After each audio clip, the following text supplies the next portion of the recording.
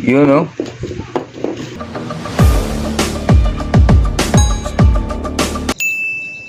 Ano ito? Siling palay.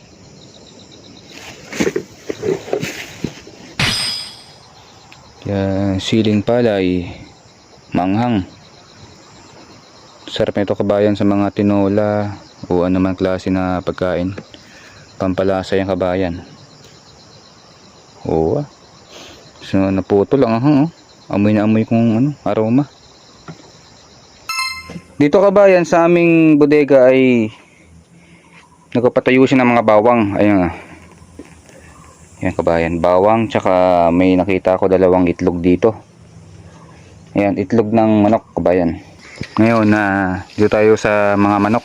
Ay baka pala kabayan. Kasi may mga dayami. Mga baka po yan, tsaka kalabaw. Ewan ko ba anong ginawa ng amo dito sa utak niya at ginawa niyang mga baka tsaka kalabaw yan. Yun, no?